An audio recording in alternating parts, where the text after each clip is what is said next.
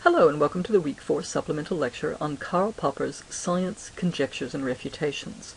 The core argument of this piece actually shouldn't be very unfamiliar to people reading it now, particularly if you've had any involvement or familiarity with what's sometimes called the contemporary skeptical movement, whether you're in it yourself or have been critical of it. A lot of the lines of argument here should be familiar to you from that recent context. What makes this particular article difficult to read, however, is the way that it unfolds its position by arguing with classical philosophical traditions and contemporary authors in Popper's own time who may be unfamiliar to you. So what I'm going to do in this piece is just unpack the core of these positions. When you're reading a text like this that may have a lot of names or a lot of positions you're not familiar with, the strategy that you want to try is to see if you can go for the bits where there's sort of plain language summaries of what's going on in the argument, and don't worry too much if you're not following the ins and outs of exactly how he gets to his positions. Try to get to the gist of what he's trying to say, and then you can go back and wrestle with the details. But I'll try to break some of that down here. Okay, so the point of this article is to address something called the Demarcation Problem, which is the problem of how you tell the difference between science and pseudoscience. And there are a number of different attempts to do this. This is one of the major ones. It's heavily criticized, and implicitly, if you read more than one of the pieces in this topic, you can probably figure out what some of those criticisms will be. I won't go into them in this lecture, but it's something that we can discuss in the class discussion. So he refers to something that should be familiar to you from the handout excerpt of Bacon. What makes science science? How is science different from other things? And Popper says the answer is normally that it's different because it uses an inductive empirical method. Okay, and this is one of the possibilities that Bacon puts forth that we looked at in that excerpt, that you can make lots of empirical observations, and then from those observations you can start to generalize up to a theory, and that's called induction. Okay, as opposed to Descartes, where the excerpt there is focusing more on deduction. You start with a very abstract, very general claim, and then you deduce progressively more specific claims from that foundational starting point. Bacon actually talks about both, but the inductive method is a hallmark of specifically experimental science. And it bothers Popper. He doesn't think this is an adequate answer at all to what's the difference between science and pseudoscience. He says the difficulty is that you have things that are pseudoscience that don't have any problem appealing to observations and experiments. But we feel like there's still something a little bit wrong there. They're not really meeting a scientific standard. And yet just the notion that induction and empiricism defines the scientific method doesn't let us articulate clearly what's wrong with these positions. And he goes through some examples of some kinds of theories that were floating around when he was a younger man that were very appealing and very exciting, but that he would now say are not necessarily scientific theories. And he wants to figure out how to distinguish the one that is scientific, which is Einstein's theory of relativity, from various other positions that he thinks certainly appealed to observation and experiment, but didn't have that scientific quality. He talks about Marx's theory of history, Freud's psychoanalytic theory, and Adler's individual psychology. Okay, he says, some people will say, well, it's the exactness and the measurability of the observations, but he doesn't think that actually captures the difference between these kinds of theories. It's also not explanatory power, because all of these things had vast explanatory power. He says, the world seemed full of verifications and confirmations. Whatever happened always confirmed it. Thus its truth appeared manifest, and unbelievers were clearly people who did not want to see the manifest truth, who refused to see it, either because it was against their class interest, or because of their repressions, which were still unanalyzed and crying aloud for treatment. Okay, so the problem with Marx or Freud or Adler for Popper is not that they don't touch on empirical reality. It's that they touch on every bit of empirical reality, and everything seems consistent with the theory. And he's going to untangle what could be a distinction between science and pseudoscience from that trait. He says there is a problem thinking that what is quintessentially scientific is that you look for confirming evidence. He doesn't think that's particularly distinctive to science at all. He talks about an incessant stream of confirmation, that adherents of any of these theories could point to endless evidence from newspapers, from clinical practice that were consistent with their theory. And he talks particularly about an interaction he has with Adler, who's one of the psychoanalysts, one of the people who has a psychological theory. And he presented Adler with a case that he thought seemed inconsistent with Adlerian theories. And Adler, without even meeting the patient, says, "Oh yes, it's perfectly consistent," and tells him why. And Popper's shocked, and he says, slightly shocked, I asked him how he could be so sure. "Because of my 1,000-fold experience," he replied, whereupon I could not help saying, "And with this new case, I suppose, your experience has become 1,001-fold." Okay, so Popper doesn't think highly of this huge generalization that Adler's got thousands of points of confirming experience. It seems overgeneralized, and it implies, particularly given this interaction that Popper's just had, that a lot of that experience may be based on things just like this scenario. Adler's not met the patient. He's not really spent much time with the situation. He's not seriously engaging with the possibility that there might be a case that contradicts his theory. He just slots everything in. He makes it make sense in terms of an interpretive schema that he has, and Popper's suspect of this. He says, "What I had in mind was that his previous observations may not have been much sounder than this new one, that each in its turn had been interpreted in the light of previous experience, and at the same time counted as additional confirmation. What, I asked myself, did it confirm? No more than that a case can be interpreted in light of the theory. But that meant very little, I reflected, since every conceivable case could be interpreted in light of Adler's theory, or equally of Freud's. I could not think of any human behavior which could not be interpreted in terms of either theory. It began to dawn on me that this apparent strength was in fact their weakness." Okay, so the fact that there's nothing that can't be fitted in isn't actually a sign of the power of the theory. It's a sign of how weak it is. And then he moves to a contrast with Einstein's theory of relativity. And what interests him is that it made a risky prediction, a prediction that required specific observations. And if those observations could not be made, the theory would be wrong. Okay, and there's a test of Einstein's theory in the early 20th century, and a great deal of excitement around it as people waited to see whether or not the theory would be confirmed. And he's got this in mind, that excitement, that anticipation, the relief and happiness, or despair if you held an opposing theory, when the observational data came in. And what he likes about Einstein's theory is he says the theory couldn't accommodate every conceivable observation, and therefore its confirmation was actually meaningful. Okay, something lived or died on that observation. And so he hits on what he's going to think is a way to satisfy the demarcation problem. And it's not induction from observations, it's not measurability, it's not the empirical character of the enterprise, it's falsifiability. He says confirmations are easy to find if you seek them out. They should only count if they result from a risky prediction, something that might or might not be able to be confirmed. The theory's got to preclude something, and the more it precludes, the better it is as a theory. If a theory is not refutable, it is not scientific. Scientific theories are tested by attempting to falsify them, and confirming evidence only gets to count if it emerges in a genuine attempt to falsify the theory. If any of you have ever taken classes in statistics, you'll be aware of the process of sort of testing predictions against a null hypothesis. That sort of manifests some of what Popper is talking about here. You first try to test out that your theory is false, and it's only if you can't confirm that falsification that you begin to assemble evidence for the theory itself. And then he also says that if you try to test your theory and something goes wrong and the observation is not what you would have predicted, and then you keep kind of fiddling with the theory, making ad hoc modifications to it, that should lower its scientific status. It doesn't necessarily mean it's not scientific. Maybe it is that you need to tweak something and you'll come up with something properly testable, but it should increase your suspicion about the status of the theoretical claim.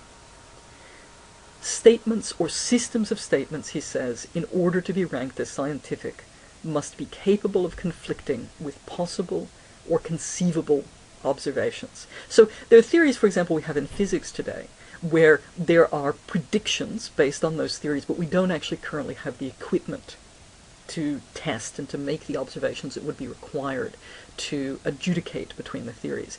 That doesn't trouble him, as long as we know what sort of data could conflict with the theory and are capable of setting in motion a set of experiments. That still kind of counts. I don't know how he would feel if it were something that we could only test with things we're not likely to build for 100 years. There are some theories that have that kind of aspect to them. But in principle, it's not necessarily that we can test them right now where we are, but that there is a clear prediction. We can conceive that there would be a way to test this prediction, and we can set that in motion, that process in motion to test it out. And then he moves toward the issue of what he means by conjectures and refutation. And this section is a bit hard to follow, in part because he's talking about his past publication history, how he got his idea in the world via a commentary and critique on Wittgenstein. And he also goes into the trenches about how his particular critique of induction relates to a critique of induction by someone named David Hume. The Wittgenstein thing is very funny. He talks about his paper and the reception of the paper, and he says, "Criticism of my alleged views was widespread and highly successful. I've yet to meet a criticism of my views. Meanwhile, testability is being widely accepted as a criterion of demarcation." So he thinks he was misunderstood in his initial effort to publish this argument.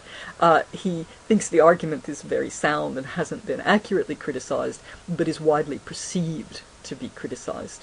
And he thinks that the substance of the argument is winning the debate regardless. And then he goes on to engage at length with Hume, and he'll continue to engage with Hume through this paper. Hume's not someone we're reading for the course, but Hume is a figure who is interested in the problem of induction and in whether it's possible to say that there's any case that can be made from repeated empirical observations. Is it really possible to create a universalized generalization just from seeing the same thing happen over and over and over and over again? And Hume says this actually doesn't make any sense. No matter how many times we've seen something happen, this doesn't actually give us a warrant in any logical sense to say the same thing's going to happen again tomorrow. And so Popper's picking up on that. He's sympathetic with the critique, but he's going to tweak it in various ways that make it more useful for his demarcation question. So he says, without waiting passively for repetitions to impress or impose regularities upon us. So Hume has a notion that we move about the world through habit, and the sheer repetition of our experiences mean that we form kind of informal or practical theories about how things work. Popper's going to suggest we're doing something more aggressive, more active in that process. He says we actively try to impose regularities on the world.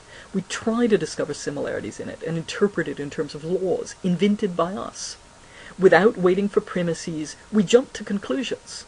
These may have to be discarded later should observations show that they are wrong. Okay, so Popper thinks that we actively are trying to make sense of the world. We are primed, he thinks probably pretty much innately, for pattern recognition or pattern formation. We don't need a lot of evidence or a lot of repetition to generate these patterns. We generate them quite quickly. We toss them out. And then if the patterns are wrong, well, if they're wrong and they're wrong drastically enough, we're probably going to die. If there's a mismatch between our perceptions and our theories about what's going on and how nature absolutely works, we're going to run into trouble, particularly in most pre-modern social conditions.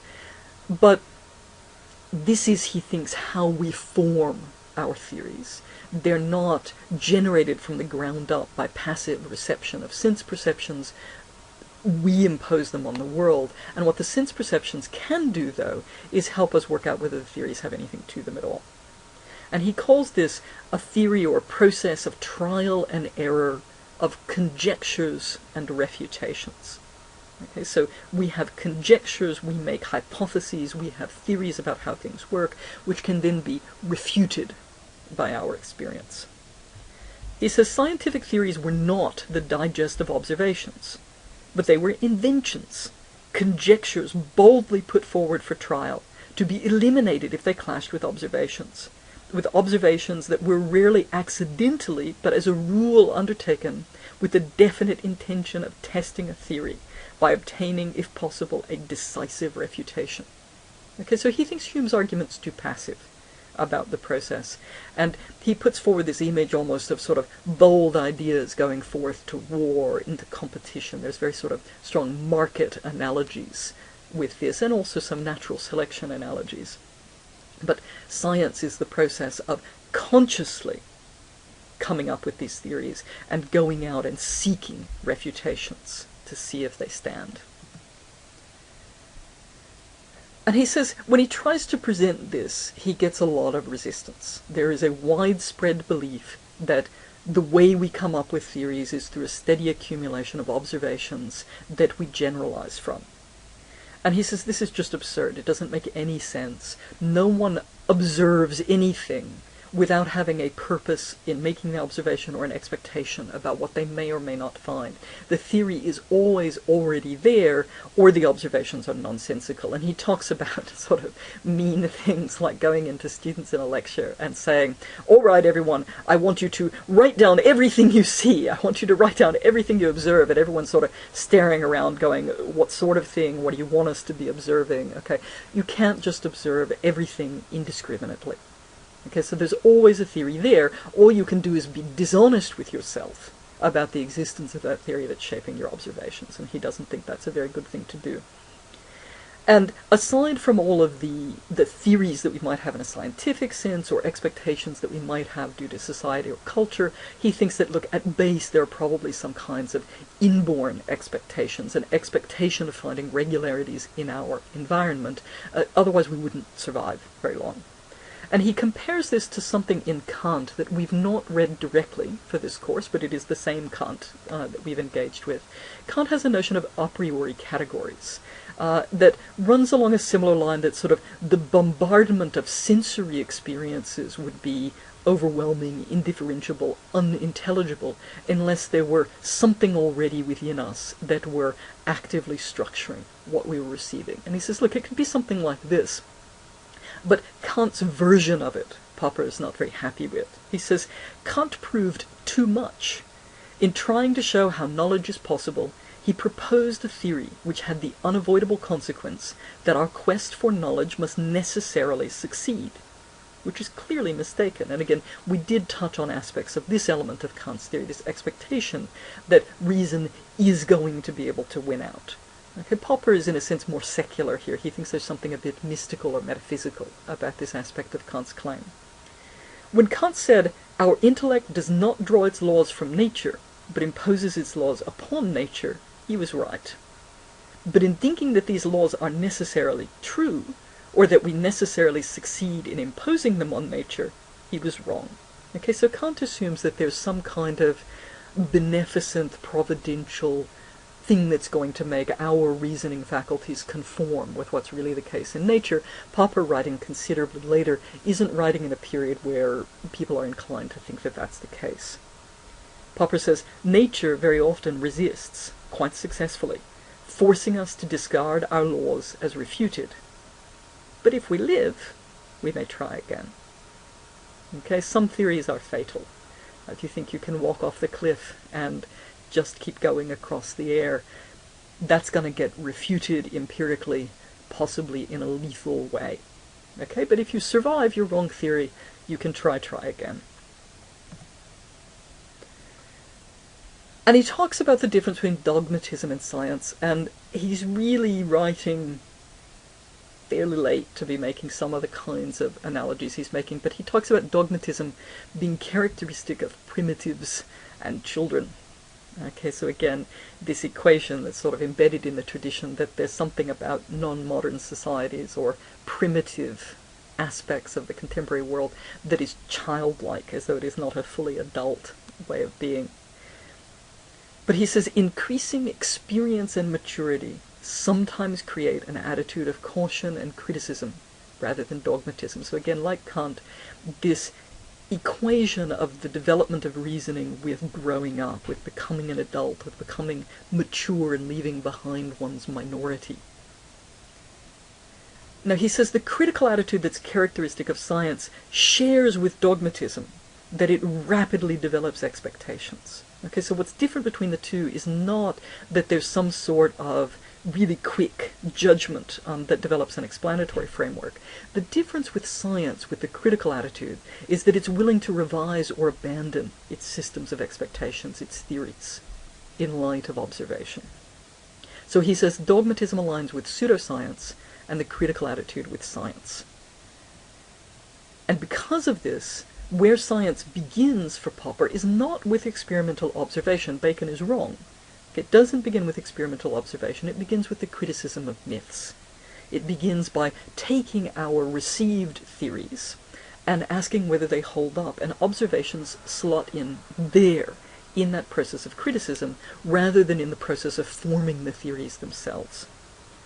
He says the scientific tradition is distinguished from the pre-scientific tradition in having two layers. Like the latter, it passes on its theories, but it also passes on a critical attitude toward them. The theories are passed on not as dogmas, but rather with the challenge to discuss them and improve upon them. Okay, and this is something that comes up in some of our other readings this week. The idea that there's something about science that has to do with constant improvement, constant criticism, and therefore constant undermining of things that even the scientists themselves used to believe. So what's the role of logic in all of this? He says the critical attitude, the tradition of free discussion of theories, and again you saw this in the Kant, the idea that what's particularly important is this competitive sphere of free discussion where theories can be debated and argued out, and the bad ones will fall as a result of that competitive process, that free and open and public process. The tradition of free discussion of theories with the aim of discovering their weak spots so that they may be improved upon is the attitude of reasonableness, of irrationality. It makes far-reaching use of both verbal argument and observation, of observation in the interest of argument, however. So observation is not where the theories are coming from. Observation is in the interest of this critical argument where you're trying to bring other theories down.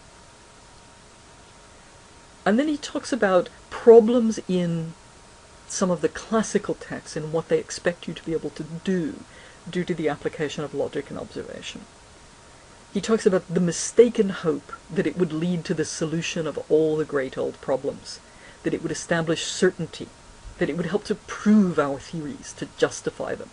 So again, this thing that we've talked about, that there is a yearning in these sort of classic foundational texts of modern science to get back to certainty, to get back to this period where things are known firmly and incontestably, and we can prove things through reason that we can no longer doxically accept, that we can no longer take for granted that we've received from our tradition or our faith. And Popper says this hope was a residue of the dogmatic way of thinking. In fact, nothing can be justified or proved outside of mathematics and logic. The demand for rational proofs in science indicates a failure to keep distinct the broad realm of rationality and the narrow realm of rational certainty. It is an untenable and unreasonable demand.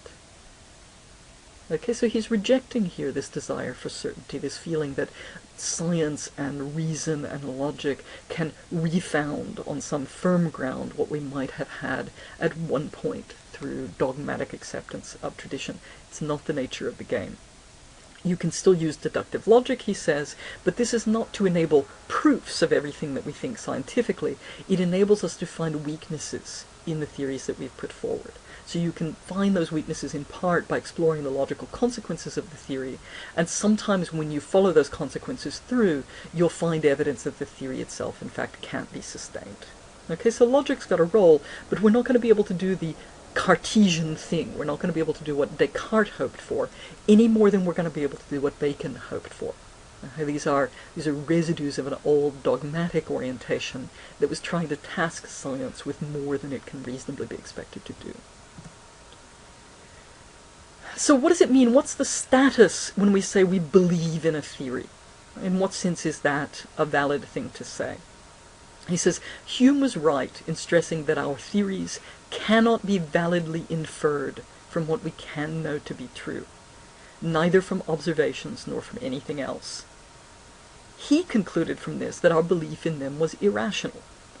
So we have these theories, we have this scientific process, but we don't think that either logical deduction or observational induction is going to prove them with that degree of certainty. Hume looks at this kind of situation and says, look, our theories are just irrational. We've got to live with that. Popper says that's not necessary. That's a misapplication or a misunderstanding or an over-extrapolation of what we mean when we say we believe in a theory. He thinks it's necessary to distinguish between dogmatic agreement with a theory and critical agreement, and that a critical sort of belief, a tentative sort of belief, can in fact be rationally defended. He says, if belief here means our inability to doubt our rational laws and the constancy of natural regularities, then Hume is again right. This kind of dogmatic belief has, one might say, a physiological rather than a rational basis. So as natural creatures moving through the world, it's hard for us in practice to doubt a lot of things, but there's a dogmatic nature to that sort of belief. But he says a different kind of belief is possible, which means something different. If, however, the term belief is taken to cover our critical acceptance of scientific theories, a tentative acceptance, combined with an eagerness to revise the theory if we succeed in designing a test which it cannot pass, then Hume was wrong. And he says, there is no more rational procedure than the method of trial and error, of conjecture and refutation, of boldly proposing theories, of trying our best to show that these are erroneous, and of accepting them tentatively if our critical efforts are unsuccessful. Okay, so there's no reason to call this irrational, he thinks. We just need to keep in mind the tentativeness of what's going on. We need to be extremely energetic in trying to knock down the theories we've got, and then a tentative acceptance if we're provisionally not able to do that for the moment. Okay, and he thinks there's nothing irrational in that. He elaborates on this, and again there are these metaphors of competitive struggle, these metaphors from natural selection, these metaphors from market competition. From the point of view here developed, all laws, all theories remain essentially tentative or conjectural or hypothetical, even when we feel unable to doubt them any longer. Before a theory has been refuted, we can never know in what way it may have to be modified. Okay, so we may have something that has been established and where there's a lot of evidence for it and where it seems to have great explanatory power, and so we may feel compelled to believe that theory. But there's an always background acceptance of the fact that it may be knocked down. There may be some irrefutable piece of observational material or a logical conclusion that forces us to decide that we can't uphold it anymore. Now he says, look, it's possible to apply just basic trial and error dogmatically, or even non-consciously. He talks about amoebas having trial and error. They move forward and see if there's food in a certain direction or whatever. So by itself, trial and error is sort of a natural fact. It's something that organisms do, and it's not in and of itself expressive of a critical attitude. What pushes it across the line into critical attitude is the active, conscious, ongoing, sort of aggressive attempt to produce refutations, and that's what he thinks science is institutionalized. He says the critical attitude may be described as the conscious attempt to make our theories, our conjectures, suffer in our stead in the struggle for survival of the fittest. So they're like little representations of self, little agents sent into the battle, and they'll live or die, and they suffer in our stead. We're no longer in the position of having to ourselves make the guess in our own battle for survival. We can do it in the realm of ideas. It gives us a chance to survive in the elimination of an inadequate hypothesis, when a more dogmatic attitude would eliminate it by eliminating us. Okay, so if you're dogmatic, you've got your theory and you accept it, and you're gonna live by it. Whereas this competition in the sphere of ideas gives you, it's sort of like a simulated environment. You can toss it out and you can argue with other people, and instead of risking your own life on the truth or falseness of your theory, you can battle it out in the realm of ideas, and you may be able to work out there whether it's true or false, before we do something drastic that's going to actually be risking real human lives based on the idea. And then once again, one of these projections of the sort that Stuart Hall drew attention to in the reading a couple weeks ago, always willing to project sort of particularly weird kinds of irrationality on the perceived non-modern, non-Western society. There's a touching story, he says, of an Indian community which disappeared because of its belief in the holiness of life, including that of tigers. The community gets eaten. He's suggesting we can avoid this fate by allowing competition in the sphere of ideas so that we don't have to test things with our own lives. He says, we thus obtain the fittest theory within our reach by the elimination of those which are less fit. I do not think that this procedure is irrational or in need of any further rational justification. Okay? This will contrast with the Weber reading from this week, which more openly entertains the idea that actually the whole enterprise is fundamentally irrational in the sense that it cannot defend its own endpoint, but it can be very rational in its means of seeking its irrational goal.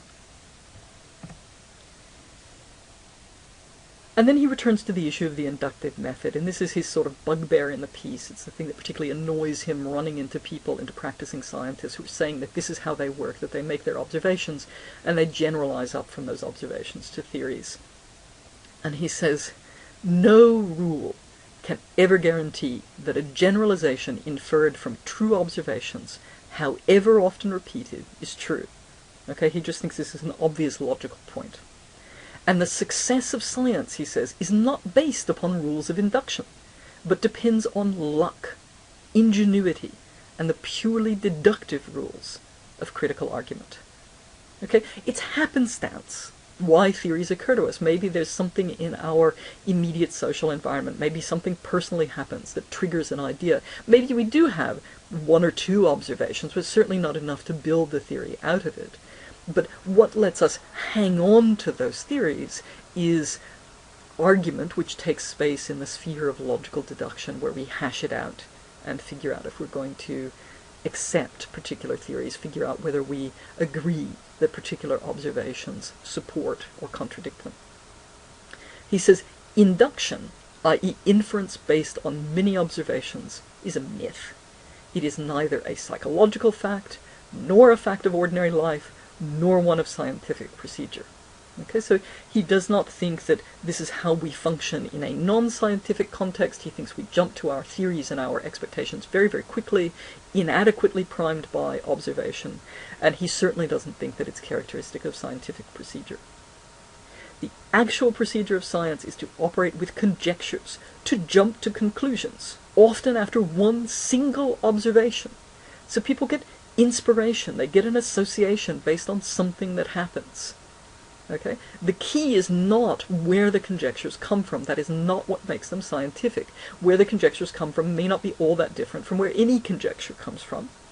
What's distinct is the use of observation and experiment as a test of the conjecture. So there is a role for empirical observation. There's a substantial one. There's a really crucial and important one. It's just not the role everybody thinks it is, he's arguing. And therefore you get a faulty demarcation between science and non-science that leaves you vulnerable to forms of pseudoscience that are quite happy to make observations and point to empirical evidence and look like they have an empiricist foundation. Okay? He doesn't think it's an adequate demarcation criterion. And he says you can resolve a number of the philosophical problems that are debated in relation to the theory of induction by understanding that observations are there to refute rather than to establish theories. Okay. And then he runs through some of those other questions concerning induction, and he sort of complains. He thinks that a number of the critiques of work that he's written on this subject in the past are getting confused, as though they're attempting to answer some of these sorts of questions when that's not his goal. He says, nothing seems less wanted than a simple solution to an age-old philosophical problem. So he thinks he's put forward that simple solution, and people are just not happy with it. They think that it's a complicated problem that's preoccupied the philosophy of science for hundreds of years, and it just can't be this basic.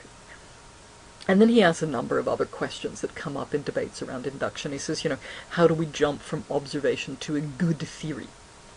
Okay, and he says there's a literature talking about how this might happen, and he says the literature is wrong. He says what you do, how you jump to a good theory, is by jumping first to any theory. It can be the worst theory in the world. It doesn't matter. It's a starting point. The key thing is that you then test it to find out whether it's good or not. And when it's not, you've got to chuck it. You've got to abandon it and move on to some other theory. How do you justify the method of trial and error? By understanding it as a method of eliminating false theories by observation statements. Okay, so you don't make it your method of constructing theories, you make it your method of tearing them down. And then a much more abstractly philosophical question, why prefer non-falsified statements over falsified statements? Okay? And this is something that Weber has in mind in his piece this week. Weber doesn't think you can actually answer this question in any meaningful way once you get rid of the religious apparatus. Okay, so Weber thinks that we've gone back into a position of irrationalism with reference to questions like this. Popper doesn't agree with that. He points out that people often try to answer this question pragmatically, that there's a practical reason to prefer non-falsified statements, and he says, that's not really right. False theories often serve well enough, he says, and he points to some examples in engineering and navigation where people will use false theories knowing they're false because the calculations are simpler and they're good enough for purposes at hand. He says, the only correct answer is the straightforward one. Because we search for truth, even though we can never be sure we have found it, and because the failed theories are known or believed to be false, while the non-falsified theories may still be true. Okay, so he thinks you prefer non-falsified statements because you've still got an ideal of truth toward which you're aiming. Okay? People like Weber would say this actually misses the point of the argument over this issue, which is how we justify that preference for truth. And then the question of why we assume the future will be like the past, and he says the safest basis for any belief, including this one, is just to keep trying to disprove it. Okay, so you don't have any belief like this in a dogmatic way. You can accept it tentatively while continuing to test it. Okay, and it may in fact be that we decide the future won't be like the past. There may be experimental evidence pointing to that. Certainly in things like physics today, there's some experimental evidence of the very, very far past being quite different in terms of the laws that are governing behavior than now.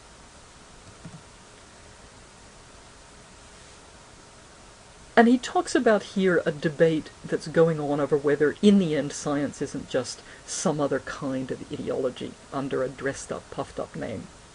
And he says, we must indeed reject the view that a belief in science is as irrational as a belief in primitive magical practices, that both are a matter of accepting a total ideology, a convention or a tradition based on faith. Okay?